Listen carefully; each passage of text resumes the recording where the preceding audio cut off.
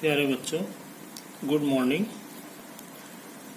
आज हम कक्षा छठी के अध्याय 3 की प्रश्नावली 3.2 करेंगे, जो भाज्य, अभाज्य, सम और विषम संख्याओं से संबंधित है। तो सबसे पहले हम देखेंगे कि भाज्य, अभाज्य, सम और विषम संख्याएं क्या होती हैं। तो सबसे पहले हमारे पास आती है भाज्य संख्याएं, कि भाज्य संख्याएं क्या होती हैं, यानी कि कौन सी संख्याएं भाज्य संख्याएं कहलाएंगी। तो वे संख्याएं जिनके 2 से अधिक गुणनखंड हों, अर्थात कोई संख्या जिसके हम गुणनखंड करें और उसके गुणनखंड 2 से अधिक आ जाएं, वे भाज्य संख्याएं कहलाती हैं।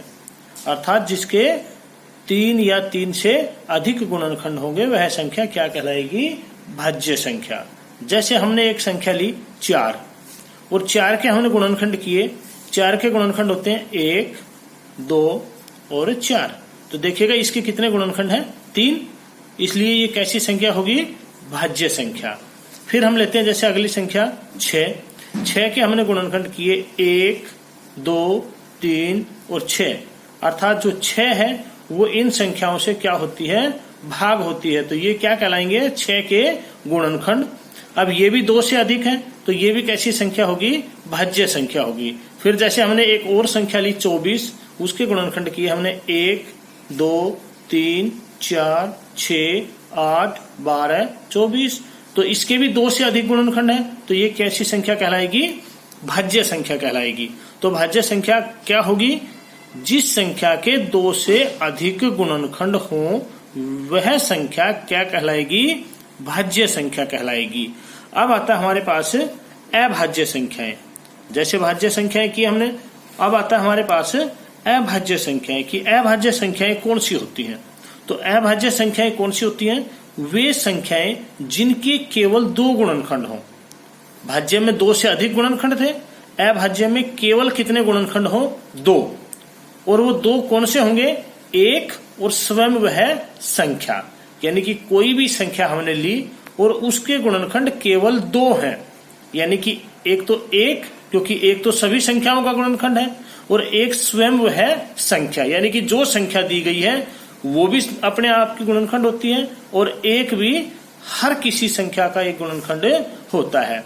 अर्थात जिस संख्या के केवल 2 गुणनखंड होंगे, वह संख्या कैसी संख्या कहलाएगी? अभाज्य संख्या। ठीक है। तो जैसे हमने एक संख्या ली 2 के हम गुणनखंड लिखें, अर्थात 2 किस किस से भाग होगा? 1 से और 2 से। तो 1 तो सभी का गुणनखंड होता है, और स्वयं वह संख्या भी अपनी गुणनखंड होती है। इसके अलावा 2 किसी से भी भाग नहीं होता, अतः ये कैसी संख्या कहलाएगी? अभाज्य संख्या। कैसी संख्या कहलाएगी? अभाज्य। फिर जैसे हमने 3 लिया, 3 भी किससे भाग होगा? 1 और 3 से। तो ये भी कैसी होगी? अभाज्य संख्या। फिर जैसे हमने 5 लिया, 5 भी किससे भाग होगा? 1 से और 5 से भाग होगा। फिर जैसे हमने 7 लिया, 7 भी किससे भाग होगा? 1 से और 7 से भाग होगा। तो इस तरह से जो संख्या केवल 1 और अपने आप से भाग हो, वह कैसी संख्या कहलाएगी? अभाज्य संख्या। और अभाज्य संख्या के केवल कितने गुणनखंड होंगे? 2। और भाज्य संख्या के कितने गुणनखंड होंगे? 2 से अधिक। भाज्य जो 2 से अधिक संख्याओं से भाग हो जाए, और अभाज्य जो 2 से अधिक संख्याओं से भाग ना हो, वो क्या कहलाएगी? अभाज्य संख्या। अब जैसे हमारे पास एक संख्या आती है 1, तो 1 जो है वो न तो भाज्य में गिना जाता है और न ही अभाज्य में। क्यों? क्योंकि 1 का केवल 1 गुणनखंड है। 1 का केवल 1 गुणनखंड है। 1 केवल किससे भाग होता है? 1 से।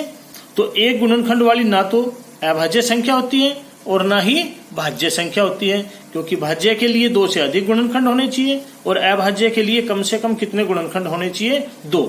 अतः 1 न तो भाज्य संख्या होती है और न ही अभाज्य संख्या होती है।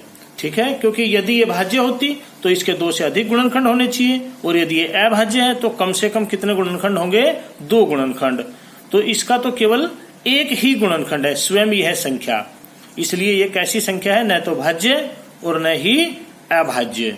एक न भाज्य में काउंट होगी और न ही अभाज्य में काउंट होगी। ठीक है, इससे आगे आता है हमारे पास एक संख्या 2।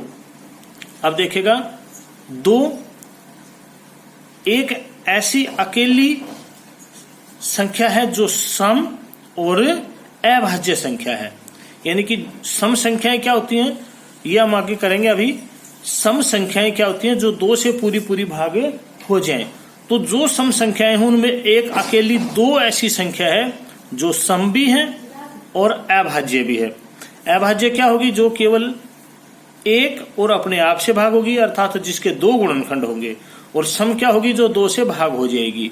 तो 2 एक अकेली सम अभाज्य संख्या है और कोई भी सम अभाज्य संख्या नहीं है। अब जैसे आगे आता है हमारे पास सम संख्या करते हैं। अब हम क्या करते हैं, सम संख्या। सम क्या होगी, वह संख्या जो 2 से पूरी पूरी भाग हो जाए, अर्थात वह संख्या जिसका 2 एक गुणनखंड हो। यानी कि कोई भी संख्या और उसके हम गुणनखंड करें, यदि उनमें 2 उसका एक गुणनखंड है तो वह संख्या कैसी कहलाएगी, सम संख्या। अर्थात सम संख्या वह होती है जो 2 से पूरी पूरी भाग हो जाए। और एक होती है हमारे पास विषम संख्या। एक सम होती है, एक विषम होती है। तो सम तो जो 2 से भाग हो जाए और विषम जो 2 से पूरी पूरी भाग न हो, वह क्या कहलाएगी, विषम संख्या। तो जैसे हमने 4 प्रकार की संख्याएं की हैं, भाज्य, अभाज्य, सम, विषम। भाज्य जिसके 2 से अधिक गुणनखंड हो, अभाज्य जिसके केवल 2 गुणनखंड हो, सम संख्या जो 2 से पूरी पूरी भाग हो जाए, और विषम संख्या जो 2 से पूरी पूरी भाग न हो।